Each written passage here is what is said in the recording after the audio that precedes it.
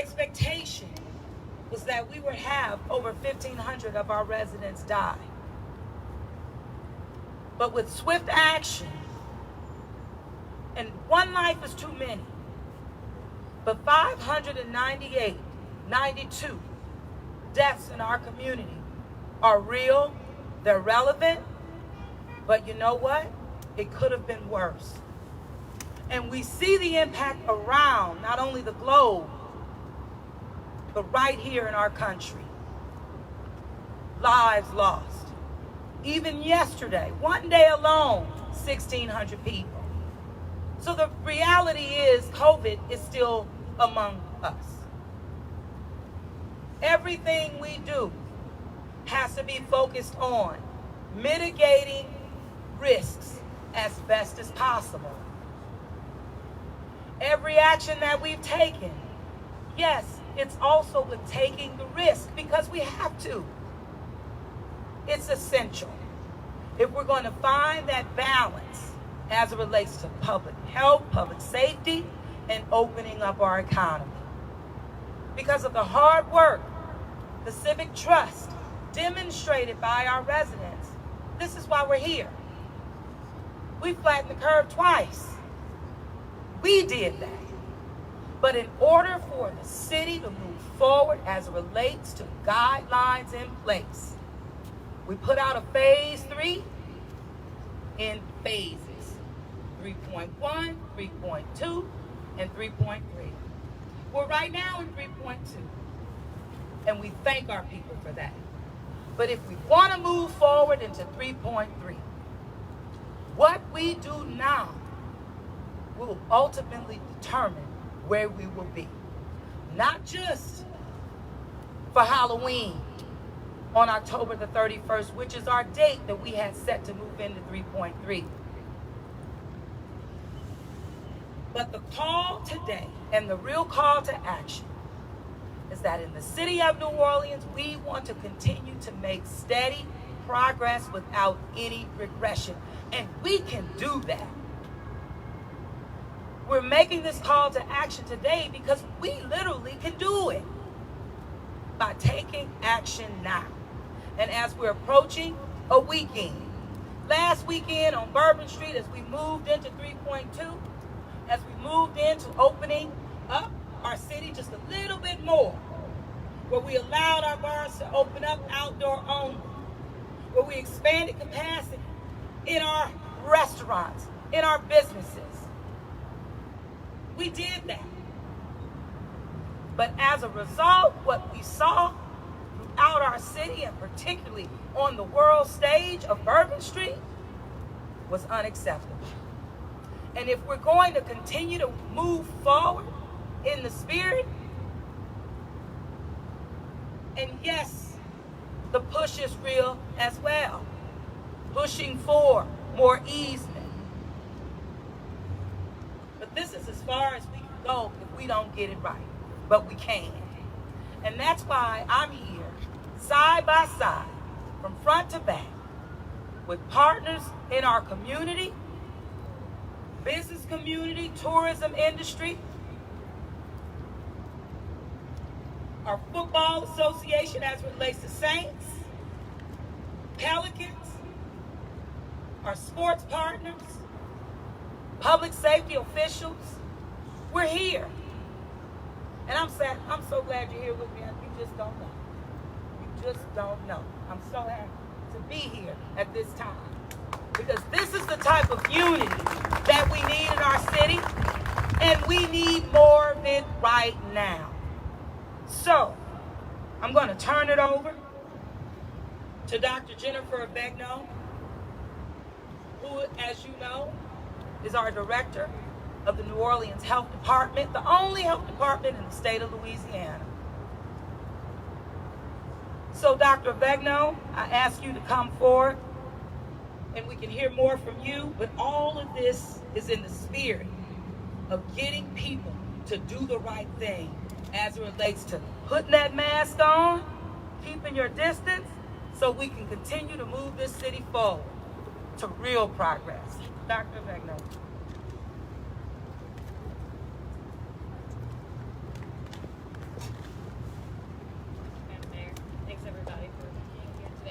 going to be brief because the message is simple. As the mayor said, we know what works. We know that what has allowed us not only to crush our curve, but to keep it low, to have the lowest positivity rate in the state and certainly in our region. And that's very simple things we've been saying from the very beginning. Wearing that mask, keeping that distance, and avoiding large gatherings. And I just want to highlight what's going on back here. I don't know that it might be obvious. You know, we've done a really good job at not creating opportunities for large super spreader events. But the virus is still here and there is still spread in the community. And where we're finding a lot of it is happening is in small, casual get-togethers. So the neighborhood barbecue at your neighbor's house. Maybe it only has 10 people. Or your kid goes over to a friend's house for a play date. And you think, well, it's small and it's my neighbor, so I can take my mask off and maybe I can sit a little bit closer. It's that lunch that you go to with your girlfriends and you say, well, I know they're all okay. That's where we're seeing spread. Those small, intimate gatherings where we relax just a little bit. And so you see everybody's standing in a small group, but they've still got their mask on, right? And if this was, a gathering, they're still spread apart. And so as you're thinking about how are you going to go do Halloween or what are you going to do this weekend, it's just as much worrying about those large crowds on Bourbon Street that we want to continue to get a handle on, but it's also those small things we do in our daily life that we have to treat the same way. And that's wearing a mask and staying our distance, whether it's our neighbor or somebody that's visiting from our city. And so thank you to everyone who understands, as you all do, and you get it, and you keep doing it for the good of the city. Thank you. Thank you. Thank you, Dr. Vegno. Now I had our fierce leader and owner of the Saints and Pelicans ready and willing to join us. However, we need to keep Miss Gail Bitts in that bubble so she can be in the dome on Sunday. It's important. So I just wanted to extend to you. She wished she could be here, but we need to follow NFL guidelines as well because we've taken a step towards progress with letting fans back into the dome, 4%, but it's a step, and it's a step in the right direction. We want to keep on stepping. So I'm going to call up now Mark Roman, Senior Vice President and Chief Marketing Officer for New Orleans and Company, and the legacy voice for our Saints. I said legacy.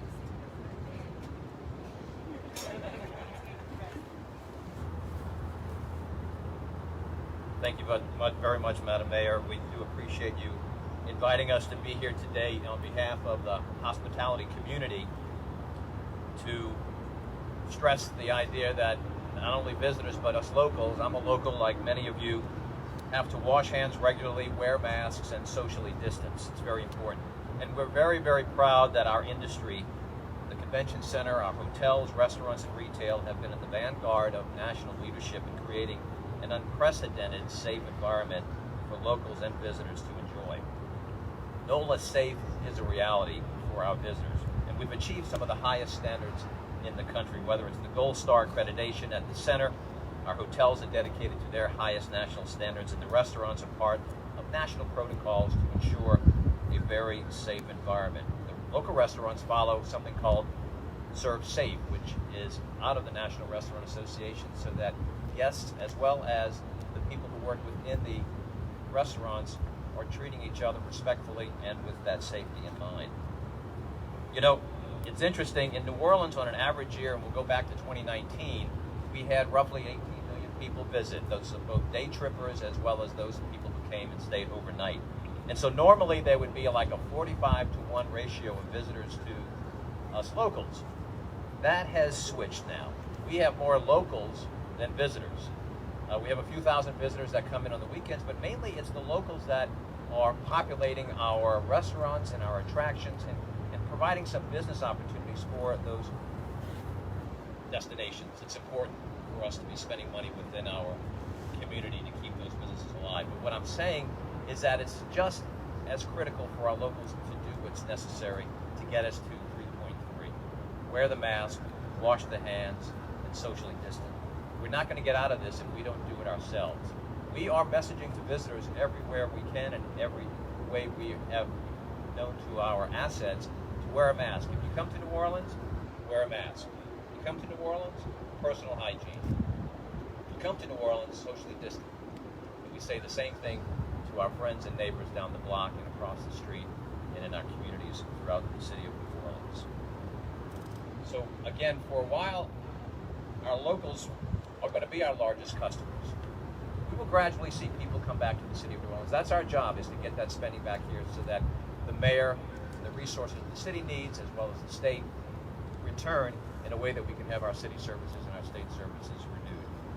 But until then, it's going to be up to us to make sure that we have the freedom to do what we need to do to keep this economy going. So, Madam Mayor, thank you for letting us be part of this, and we are going to be washing our hands, socially distancing, and wearing our masks.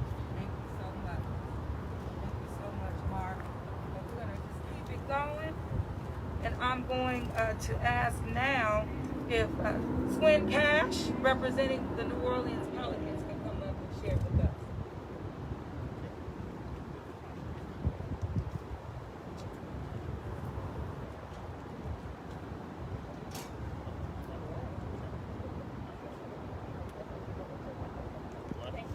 Thank you, Madam Mayor. I'm going to raise it up a little bit. I'll put it back down, I promise you. It is an honor for me to be here today, united with everyone behind me for this cause. We all know across the city that we made great strides in trying to understand COVID-19, but understanding what we have to do to stay safe. We have to remember to not only wear our mask, but to social distance. It is important to keep that 6 feet between us, whether it's at a sporting event, whether you're at a restaurant, or whether with a group of friends at your home. We have seen how the restaurants and other businesses successfully have reopened. And that's thanks to your leadership, Madam Mayor. In order for us to continue to move forward, we need everyone to follow the guidelines, especially if we want to get back to seeing our sporting events with all of those fans in the stands. We're all on the same team with a goal to help each other stay safe. Let's stick to the game plan, and we'll have our fans not only back in the Superdome cheering on our Saints, but also back at the Smoothie King Center cheering on the Pelicans shortly. Finally, I really just want to thank the great leaders of our city. We've seen what's been going on around the country, and I want to say to you, Madam Mayor, that your unapologetic leadership has been a breath of fresh air. I stand here today because Ms. Benson, as the mayor said, couldn't be with us due to the NFL protocols. But please know she is committed not only to making sure that our city can stay safe, but that also the Saints and Pelicans are leading the way in everything that we do. I also would like to thank, with me here, my colleagues today, our Executive Vice President, David Griffin, and our GM, Trajan Lang. Our players have been so committed to supporting not only the community, but getting the message out to mask up, social distance, and stay safe. And that's how we're going to champion this real change and get back to normal, one step at a time. So thanks for having me here, and continue to wear your mask and mask up, Lola.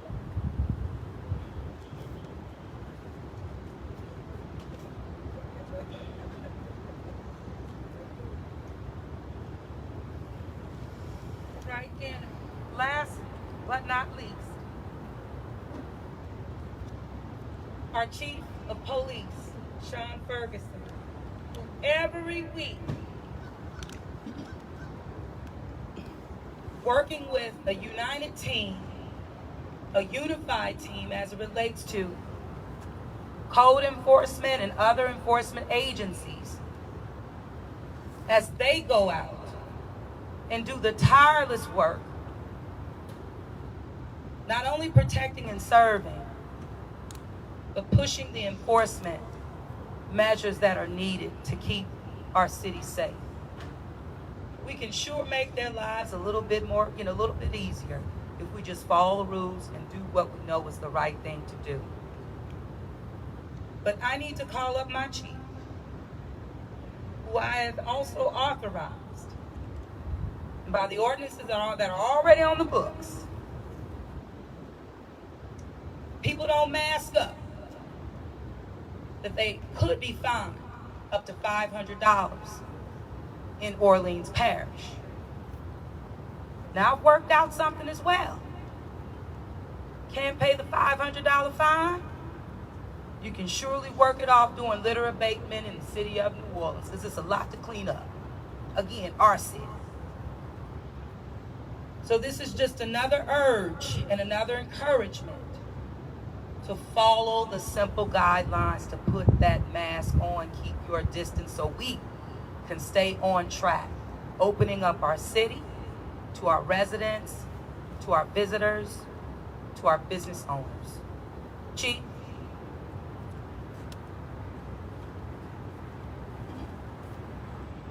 Thank you, Madam Mayor. Good afternoon, everyone.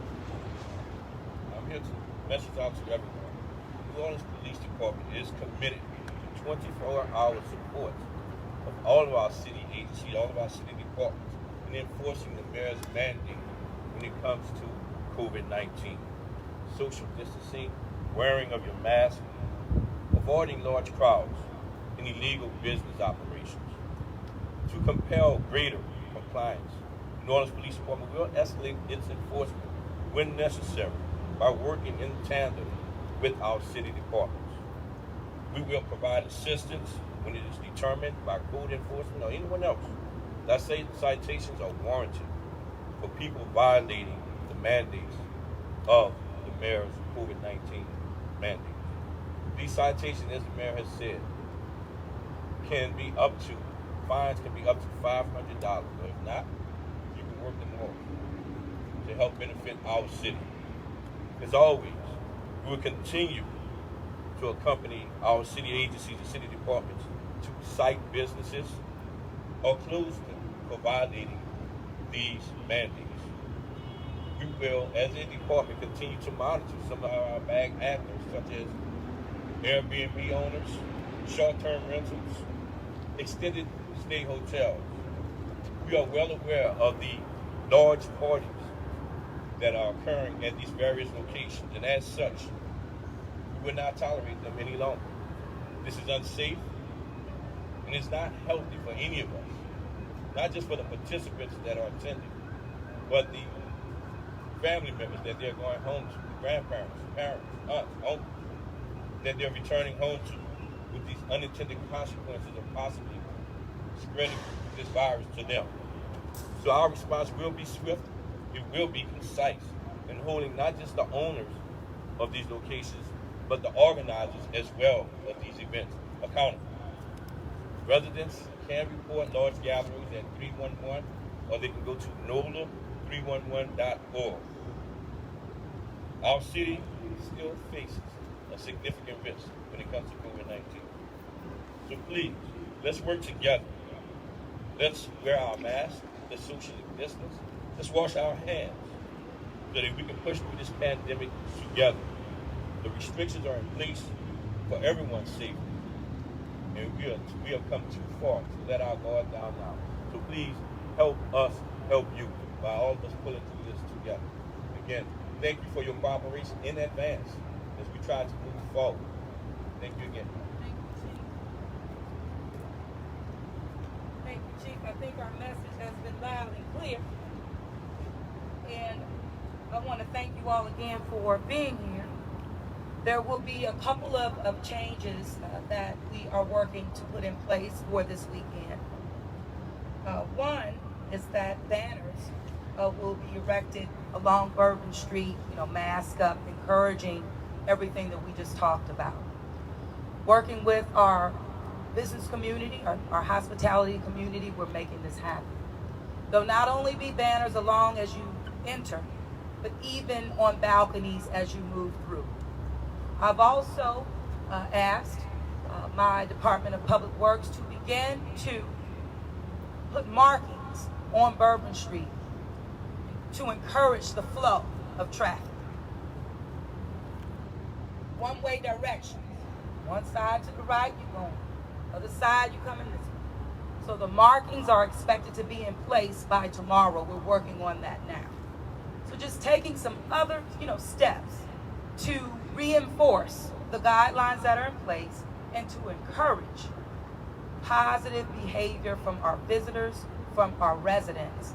Because we should be proud to be in the city of New Orleans. We should be proud to not only live here, but proud to visit and understand how far we've come because of your civic trust.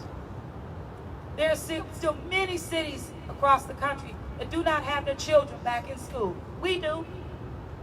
Private, public, and parochial, from pre-K to 12th grade. We want to keep them in school. We now have businesses opening up. We want to keep them open. Regression is not in sight, only moving forward. So with that, Mr. Time's going to end. Rain is coming down, but we've been blessed since we've been here, but we'll take a couple of questions. Okay, just 1 or 2 quick questions. DSU. Could you tell us about the easements expected in phase 3.3?